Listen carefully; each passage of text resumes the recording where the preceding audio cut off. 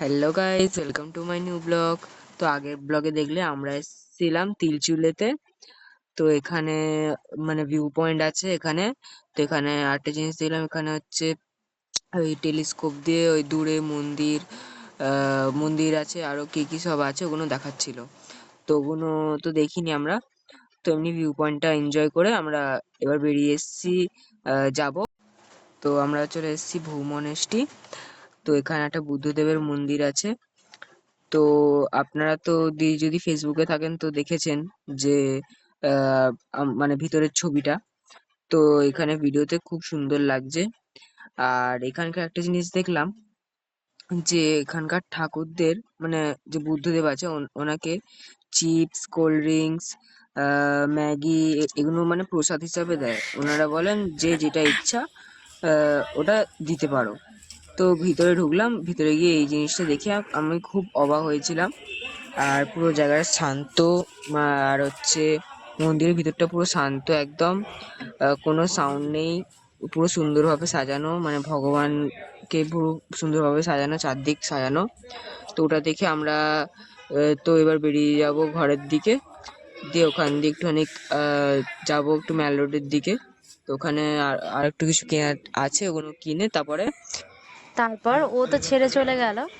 আমার ভাই বলছিল, বলতে বলতে চলে গেল। ও ভিডিওগুলো দেখছে, ওর মন খারাপ হয়ে গেছে যে দিদি তুই বল। তো দেখুন, আমরা যেখানেই যাই না কেন, সেটা সবার ক্ষেত্রেই তাই, যেখানেই যাই না কেন আমাদের সঙ্গে কিছু কিছু স্মৃতি আসে, কিন্তু আমাদেরকে তো বাড়ি ফিরে আসতেই হবে। যে যেখানে থাকে তাকে সেখানে যেতেই হবে। যারা দার্জিলিংয়ে রয়েছে তাদের জীবনযাপন একটু অন্যরকম, তাদের শুনেছি এখানের থেকেও বেশি কষ্টকর জীবনযাপন। তো তারা তো তাদের জায়গাতে রয়েছেই, তারা কি আর এখানে এসে আমাদের সঙ্গে থাকছে? তো আমাদেরকেও সেরকম মতন আমাদের জায়গাতেও আমাদেরকে আসতে হবে। আমাদের কাজকর্ম, আমাদের প্রত্যেক দিনকার লাইফস্টাইল যেরকম চলছিল সেইভাবেই আমাদেরকে আবার এগিয়ে যেতে হবে। কারণ কেউ কোথাও যেখানে, হ্যাঁ অবশ্যই আমাদের সব জায়গায় খুব ভালো লাগে, ঘুরতে গেলে সবারই খুব ভালো লাগে। তার সঙ্গে সঙ্গে আমাদের তো জীবনযাপন সবই রয়েছে না, তো সেগুলো ছেড়ে তো আমরা যেতে পারবো না। তো ওকে আমি বুঝাচ্ছিলাম যে ও ভিডিওগুলো দেখে একটু মন খারাপ করছিল যে দিদি খুব ভালো কেটেছিল দিনগুলো। আমি ও মন ভালো কেটেছিল বলে মনটা খারাপ হয়ে গেল, তাই জন্য ও আর বলবে না। তা আমি তাই জন্য নিয়ে নিলাম যে দে আমি বলছি। তা আমি তাই জন্য আবার বলতে শুরু করে দিলাম। ওখান থেকে আমরা বুদ্ধদেবের মন্দির থেকে বেরিয়ে এখানে আবার একটা, ওটা একটুখানি ছোটোর মতন ছিল, ওর আর একটুখানি এগোলেই আমরা ওখানে থাকতাম আর কি। ওই জন্য ওখানটায় ঢুকে দেখলাম যে কেমন কি মন্দির। আর এদের এখানে বেশিরভাগ একটা জিনিসই দেখলাম, সেটা হচ্ছে এদের এখানে বুদ্ধদেবের মন্দিরটাই বেশি রয়েছে। নেপাল, মানে নেপালি যেটা বলে, ওনারাই বেশি এখানে। মানে আমাদের এখানে যেরকম হিন্দু, মুসলিম, খ্রিস্টান, তারপরে মানে বিভিন্ন রকমের ঠাকুর রয়েছে, কিন্তু ওখানে বেশিরভাগ ঠাকুরটাই দেখলাম বুদ্ধদেবের ঠাকুর। ওনাদের খাবার দাবারও একটুখানি অন্যরকম, যেটা আমরা দেখে খুবই অবাক হয়ে গেছিলাম। তো তারপরে সেখান থেকে আমরা এখানে এই মন্দিরটায় চলে এলাম। এটা বিশাল বড় মন্দির। এখানে আমরা যেই সময় এসেছি এই সময় মানে এবারে আমাদেরকে বলছিল একটু তাড়াতাড়ি করতে, কারণ এরপরেই বন্ধ হয়ে যাবে, আমরা বেরোলেই তারপরে বন্ধ হয়ে যাবে। তো ওনাদের এই 5টা সাড়ে 5টার দিকেই, যারা বুদ্ধদেব, যারা আর কি মহারাজ বলে এনাদের এখানে, ওনারা খাওয়া দাওয়ায় বসবে। মানে ওনাদের কিছু নিয়ম কিছু আছে যেটা আমি জানি না, কিন্তু আমরা যখন গেলাম তখন দেখলাম যে ওখানে ওনারা কিছু ওনাদের ধর্মের মধ্যে মানে পাঠ করছিলেন। পাঠ করার পর ওনাদের মানে খাওয়া, যেটা বলে, খাওয়া শুরু করে দিয়েছিল আমরা যখন ঢুকলাম। তো ওনারা খাচ্ছিলেন বলে আমরা বেরিয়ে চলে এলাম। ওই যে দেখতে পাচ্ছেন লাল কালার একটা কাপড় দিয়ে গেটটা বাঁধা রয়েছে, হ্যাঁ ওখান থেকে দেখা যাচ্ছিল। কিন্তু ওনারা কিন্তু বন্ধ করেননি। ওনারা বললেন যে অন্য একজন বুদ্ধদেবকে বললেন যে ওনাদেরকে বলো, বুদ্ধদেব না, সরি মাই মিস্টেক, ওখানকার মানে যারা মানে সেবায় রয়েছে ওনাদেরকে বললেন যে ওনাদেরকে আসতে বলো, ভিতরে এসে ঢুকে দেখতে বলো। তো সবাই ভিতরে এসে ঢুকে দেখছিল, তার মধ্যেই ওনারা খাচ্ছিলেন। তো তারপর আশপাশটা আমরা একটুখানি ঘুরে দেখলাম।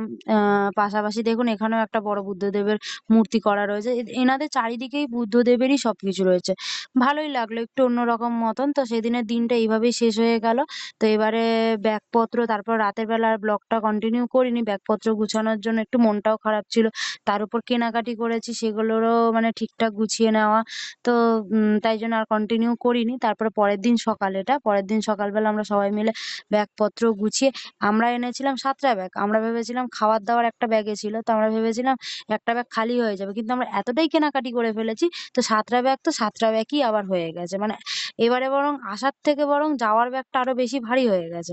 তো আমরা এই উদ্দেশ্যে সব ব্যাগপত্র নিয়ে রওনা দিয়ে দিয়েছি। হোটেলের চারিদিকে আমরা সব পেমেন্ট টেমেন্ট করে দিয়ে তারপরে এখানে একটা ছোট্ট ক্লিপ নেওয়া হয়েছিল। আমার ভাই ঘুমিয়ে পড়ছিল, তা আমার পিসির ছেলে দাদা সে মানে কোলে করে নিচ্ছিল, তো ওটা নিয়ে আমরা একটুখানি মজা করছিলাম। এই যে ঘুম স্টেশনের পাশ থেকে যাচ্ছি, একদম টপে ছিলাম আমরা। তো ভাই ওটা একটা ক্লিপ নিয়েছিলাম, খুব মজা করছিলাম যে দাদা ভাইকে একদম জড়িয়ে ধরছে। তো এটা নিয়ে হাসাহাসি হচ্ছিল। তারপরে এই যে আমরা এদের এখানে একটা জিনিস কি জানেন, এখানে চারিদিকে ঝাউবন আর ঝাউবন, মানে আর অন্য কোনো কিছুই নেই। আর এটা হচ্ছে নেপালের জিরো পয়েন্ট, মানে জিরো পয়েন্ট বলে এটাকে। পুরো একদম মেঘগুলো এসে দেখুন একদম ঠেকে গেছে, এখান থেকে চারিদিকটা দেখা যায়। এই যে নেপালের বর্ডার পুরো, এখান থেকে আমরা গাড়িতে করে নেমে আম, এখান থেকে আমরা আরেকটু কিছুটা গেলেই গাড়িতে নেমে আমরা নেপালের ভিতরে একটু ঢুকে ঘুরে গেছিলাম এখান থেকে। নর্মালি সেরকম কিছু না, আদার্স সেরকম কিছু না। আর এখানকার এই যে লঙ্কাটা দেখছেন, খুব ঝাল খুব ঝাল। আমরা নিয়ে এসেছি ওখান থেকে এই লঙ্কা কিনে অল্প। আজকের জন্য টাটা, বাই।